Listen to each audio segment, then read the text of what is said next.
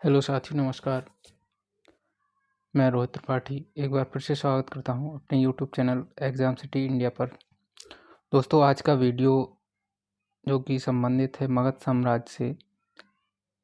हमने पिछले वीडियो में पढ़ा था कि जो कि 16 जनपद महाजनपद हुए, किस प्रकार से इनका उदय हुआ और कहाँ कहाँ पर इनकी राजधानी थी और वर्तमान में यह किन किन नामों से जाने जाते हैं। तो इन सभी महत्वपूर्ण बिंदुओं पर हमने क्वेश्चन कवर किए थे, जो कि आपके आने वाले प्रतियोगी परीक्षाओं के लिए बहुत ही महत्वपूर्ण होंगे। तो इसी क्रम में आज हम ये नया वीडियो लेकर आए हैं, जिसमें हम पढ़ेंगे कि मगध साम्राज्य जो था उसका उदय कैसे हुआ और इस मगध साम्राज्य में कौन कौन से वंश आए हैं। तो इन सभी आज विषयों पर हम चर्चा करेंगे। ठीक है।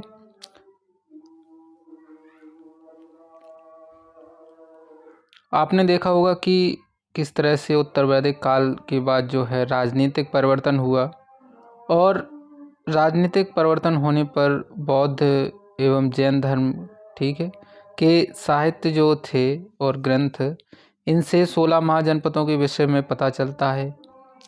जो कि बौद्ध धर्म का जो साहित्य ग्रंथ था वो अंगुत्तर निकाय और जैन धर्म का जो साहित्य ग्रंथ है भगवती सूत्र। तो इससे 16 महाजनपदों के बारे में और पता चलता है।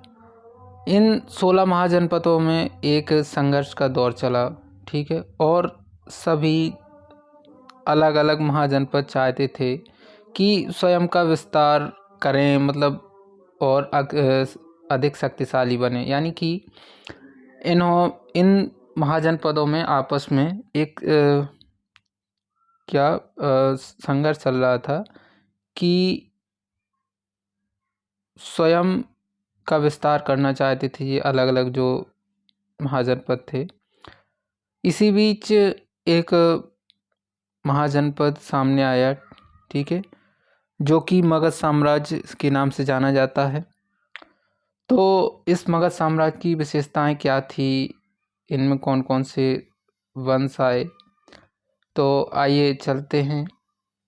दोस्तों, अगर आप चैनल पर नए हों तो चैनल को सब्सक्राइब ज़रूर करें ताकि आने वाले लेटेस्ट वीडियो आप तक सबसे पहले पहुंच सकें। तो आइए चलते हैं, बात करते हैं कि मगध का उत्कर्ष जो है वो किस प्रकार हुआ। देखिए, मगध के बारे में अगर क्वेश्चन आपको देखने को मिलता है तो सबसे पहले मगध साम्राज्य से ये क्वेश्चन बनता है कि मगध साम्राज्य का जो संस्थापक था वो कौन था। तो मगध साम्राज्य का जो संस्थापक था वो था बृहद्रथ, ठीक है। अगर क्वेश्चन आपकी परीक्षा में आता है कि मगध साम्राज्य का संस्थापक, तो लगाना है क्या, बृहद्रथ। फिर मगध साम्राज्य के जो उदय के कारण क्या क्या थे, तो सबसे पहले जो कारण था वो क्या था, आर्थिक कारण, ठीक है, और दूसरा राजनीतिक कारण तथा तीसरा भौगोलिक कारण। देखिए, आर्थिक कारण की अगर बात की जाए तो जिस प्रकार आपने देखा कि लोहे की खोज के पश्चात जो है, ठीक है, मगध साम्राज्य में एक अपना अलग ही विस्तार देखने को मिला और जिससे वहाँ की आर्थिक स्थिति भी सुदृढ़ होने लगी। और इस प्रकार लोहे की खोज ने जैसे आपका युद्ध वगैरह हुआ, ठीक है, तो इन सभी में जो उपयोग में लाए जाने वाले औजार हथियार वगैरह थे तो इनसे बनाए जाने लगे और युद्ध स्तर पर जो औजार चाहिए थी वो सेना को प्राप्त होने लगे, जिससे इन्होंने अपने साम्राज्य का विस्तार किया। फिर अगर भौगोलिक कारण में देखा जाए तो भौगोलिक कारण में जैसे यहाँ मगध में जो वन वगैरह हुआ करते थे, ठीक है, तो यहाँ से विशाल मात्रा में हाथी वगैरह पकड़े गए और इन हाथियों के द्वारा मगध में जो शासक हुए, इन्हें युद्ध जीतने में काफ़ी सहायता मिली। ठीक है, तो इस प्रकार ये मगध के जो साम्राज्य के उदय के कारण थे, ये हमने पढ़े। और अब देखते हैं कि मगध में जो वंशों का क्रम रहा वो किस प्रकार रहा। मगध साम्राज्य में कौन से वंश आए और इन वंश के संस्थापक कौन कौन थे, तो ये सभी बिंदु पढ़ेंगे जो कि परीक्षा में पूछे जाते हैं कौन कौन से। तो पहला है आपका हर्यक वंश, और दूसरा है शिशुनाग वंश, फिर तीसरा है नंद वंश, एवं चौथा है कौन सा, मौर्य वंश। हर्यक वंश की अगर बात करें तो इससे मैंने क्वेश्चन कवर किए हैं जो कि आपके परीक्षा की दृष्टि से महत्वपूर्ण है। किस प्रकार से क्वेश्चन पूछे जाते हैं, तो आइए देखते हैं कि मगध साम्राज्य के इस वंश को किस नाम से जाना जाता है। तो इस वंश को पितृहंता वंश के नाम से जाना जाता है। अब पितृहंता वंश के नाम से क्यों जाना जाता है, क्योंकि इसमें अधिकांश राजा जो हुए उन्होंने अपने पिता की मृत्यु करके और खुद राजगद्दी पर बैठे, तो इसलिए इसे पितृहंता वंश भी कहा जाता है। ठीक है, तो ये तो हुआ आपका हर्यक वंश से आपका पहला क्वेश्चन कि मगध साम्राज्य के इस वंश को पितृहंता वंश के नाम से भी जाना जाता है। फिर हर्यक वंश की स्थापना जो है, ठीक है, वो किसके द्वारा की गई, तो बिंबिसार के द्वारा 544 ईसा पूर्व में, ठीक है, की गई। अगर क्वेश्चन आता है कि हर्यक वंश की स्थापना, तो बिंबिसार आपको लगाना है। और अगर आता है कि मगध साम्राज्य की स्थापना, तो आपको लगाना है बृहद्रथ। फिर हर्यक वंश से पूछा जाता है कि हर्यक वंश में जो सर्वप्रथम राजधानी थी तो वो कौन थी, तो राजगृह। ठीक है, कौन सी थी, राजगृह हर्यक वंश की सर्वप्रथम राजधानी थी। और ये किसने बनाया था राजगृह को राजधानी, तो ये बनाया था बिंबिसार ने। फिर हर्यक वंश से पूछा जाता है कि यह जो था पहला ऐसा शासक था जिसने वैवाहिक परंपरा को साम्राज्य विस्तार का अंग बनाया। अब ये जो बिंबिसार था, तो ये पहला शासक था जो कि वैवाहिक परंपरा के द्वारा साम्राज्य विस्तार कर रहा था। यानी इसने युद्ध क्षेत्र को बहुत ही कम महत्व दिया, और इसने क्या किया कि अलग अलग जो राज्य हुआ करते थे, तो वहाँ विवाह करके राजकुमारियों से और उन राज्यों को अपने साम्राज्य में अधिकृत कर लिया या मिला लिया। तो इस प्रकार से इसने अपने साम्राज्य का विस्तार किया। इसने जो है पहला विवाह महाकौशल, ठीक है, महाकौशला देवी, यहाँ पे सॉरी मिस्टेक हो गया, महाकौशला देवी लिखना था, महाकौशला देवी से किया, जो कि कौशल देश की राजकुमारी थी। ठीक है, और फिर इन्होंने दूसरा विवाह जो किया वो किया चेलना के साथ। यहाँ पर शेलना लिखा है, सॉरी। तो इन्होंने दूसरा विवाह चेलना के साथ किया, जो कि वैशाली की राजा चेटक की पुत्री थी। ठीक है, किसकी, राजा चेटक की पुत्री थी। फिर बिंबिसार ने तीसरा विवाह क्षेमा के साथ किया, जो कि पंजाब की राजकुमारी थी। तो इस प्रकार इन्होंने विवाह किए और अपना साम्राज्य विस्तार किया। बिंबिसार के राज दरबार में जो प्रसिद्ध राजवैद्य हुआ करता था, तो उसका नाम क्या था, जीवक। इससे बहुत सी जो आपकी प्रीवियस ईयर परीक्षाएं हुई हैं उनमें क्वेश्चन पूछा गया है कि जो जीवक था वो किसके राज दरबार में राजवैद्य हुआ करता था, तो ये किसके दरबार में हुआ करता था, बिंबिसार के।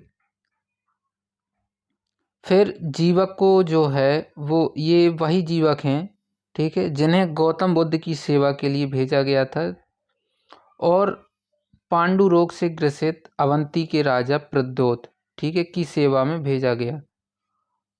अजातशत्रु ने बिंबिसार की हत्या कर राजगद्दी पर बैठा। ये जो अजातशत्रु था ये बिंबिसार का ही पुत्र था, ठीक है, और अपने पिता बिंबिसार की हत्या कर राजगद्दी पर बैठा, ठीक है। तो इसलिए इस वंश को पितृहंता वंश के नाम से भी जाना जाता है। देखिए अजातशत्रु से जो क्वेश्चन पूछा जाता है कि अजातशत्रु को और किस नाम से जाना जाता था, तो अजातशत्रु का और दूसरा नाम क्या था, कुड़िक, ठीक है। अगर पेपर में आ जाए कि कुड़िक के नाम से किसे जाना जाता था, तो अजातशत्रु आपको लगाना है। फिर है कि अजातशत्रु के समय में ही पहली बौद्ध संगीति का आयोजन किया गया। देखिए ये मोस्ट इम्पोर्टेंट क्वेश्चन है कि पहली बौद्ध संगीति का आयोजन जो है, ठीक है, इनके समय बौद्ध धर्म का किया जा रहा था और अजातशत्रु के समय पर ही बौद्ध संगीति का, पहली जो बौद्ध संगीति थी उसका आयोजन किया गया, और कहाँ पर, राजगृह में। फिर क्वेश्चन है कि उदयन ने अजातशत्रु की हत्या कर दी। जो उदयन था वो अजातशत्रु का पुत्र था, तो उदयन ने अपने पिता अजातशत्रु की हत्या कर दी और राजगद्दी पर बैठा, ठीक है। पाटलिपुत्र शहर की स्थापना जो की गई थी वो किसके द्वारा, उदयन के द्वारा। किसके द्वारा की गई, उदयन के द्वारा पाटलिपुत्र शहर की स्थापना की गई। फिर इसके बाद आता है शिशुनाग वंश, ठीक है। शिशुनाग वंश से किस प्रकार क्वेश्चन परीक्षा में आते हैं, तो देखिएगा ये तो बहुत सिंपल है कि शिशुनाग ने ही शिशुनाग वंश की स्थापना की, ठीक है। अगर क्वेश्चन आ जाए कि शिशुनाग वंश की स्थापना, तो शिशुनाग के द्वारा। फिर शिशुनाग ने राजधानी किसे बनाए, तो ये राजधानी बनाए किसे, वैशाली को, ठीक है।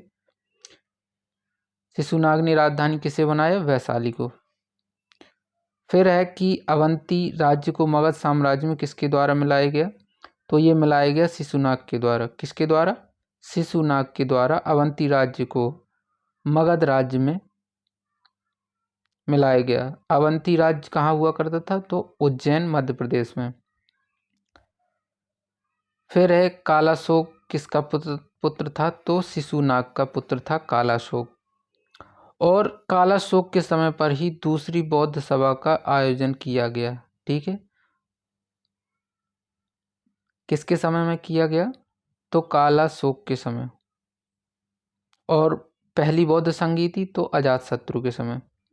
शिशुनाग वंश का अंतिम शासक जो था वो कौन था, नंदीवर्धन, ठीक है। फिर आता है नंदवंश। नंदवंश के बारे में देखिए वैसे तो ज़्यादा क्वेश्चन पूछे नहीं जाते, लेकिन अगर क्वेश्चन पूछा भी जाएगा तो इसका संस्थापक, तो नंदवंश का संस्थापक था महापद्म नंद। कौन था, महापद्म नंद नंदवंश का संस्थापक था। महापद्म नंद को परशुराम का दूसरा अवतार कहा जाता था, ठीक है। क्या कहा जाता था, महापद्म नंद को परशुराम का दूसरा अवतार कहा जाता था। कलिंग क्षेत्र पर विजय प्राप्त कर नहर का निर्माण महापद्म नंद के द्वारा करवाया गया, ठीक है। जो महापद्म नंद था इसने कलिंग क्षेत्र पर विजय प्राप्त की और वहाँ पर नहरों का निर्माण कराया, सर्वप्रथम नहर का निर्माण कराया। और नंदवंश का जो अंतिम शासक था तो कौन था, घनानंद, ठीक है। नंदवंश का अंतिम शासक घनानंद। और ये वही घनानंद है जिसके राज्य में चाणक्य, ठीक है, यानी कौटिल्य हुआ करते थे। और भरी राजसभा में चाणक्य का जो है घनानंद के द्वारा अपमान किया गया, जिससे कौटिल्य ने प्रतिज्ञा लेकर कहा कि मैं ये जो नंद वंश है, ठीक है, इसका सर्वनाश कर दूंगा। और फिर चंद्रगुप्त की सहायता से, ठीक है, इन्होंने नंद वंश का विनाश किया। और इसके बाद आता है मौर्य वंश। तो हम अगले वीडियो में मौर्य वंश को पढ़ेंगे। आशा करते हैं कि आपको वीडियो पसंद आई होगी। अगर वीडियो पसंद आई हो तो वीडियो को लाइक करें और शेयर करें एवं सब्सक्राइब करें हमारे चैनल एग्ज़ाम सिटी इंडिया को। और ये जो हमारा चैनल है आपको फेसबुक पेज पर देखने को मिल जाएगा और इंस्टा पर भी, एवं इस वीडियो को डिस्क्रिप्शन में आपको टेलीग्राम की लिंक दे दी जाएगी। तो धन्यवाद दोस्तों। जय हिंद, जय भारत।